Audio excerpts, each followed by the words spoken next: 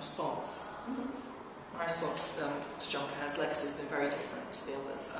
He had a very direct relationship with nature, and his poetry is very evocative of the landscape, and as Sue said, he was talking about keeping the clods of the words of his poetry out of the clods of the earth.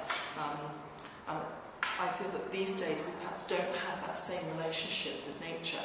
Well, you take a walk in nature, you take a dog along the river for a walk or something like that, but we don't live in the land in the same way he did. And our relationship with nature is often mediated by technology these days. So even when you're out about walking in the landscape, you often click a photo and upload it to Instagram, and people will share nature with you through the medium of technology and the screen.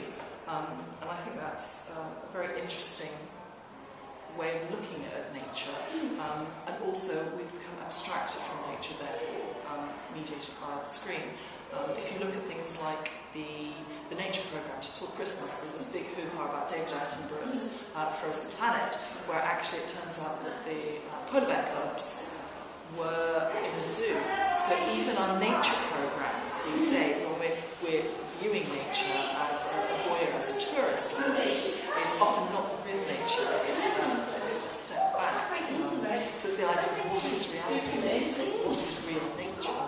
And so this is actually done in binary code. It says bark in binary code over and over again, basically.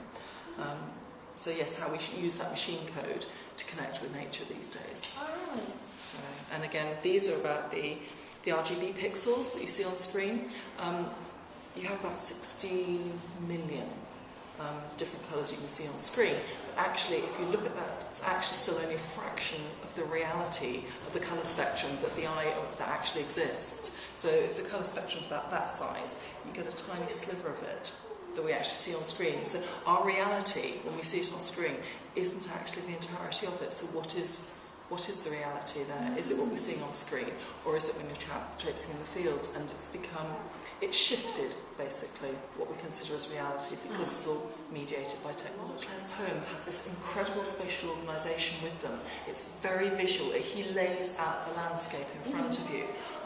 And Emma Sale's Heath in Winter, that particular poem, talks about the heath. Then it talks about the heron in the lake. It talks about the ash tree with the crow on the top, the bridge with the woodcock, the hawthorn and the birds there, and again the hedgerows. It's a very specific scene he lays out in front of you.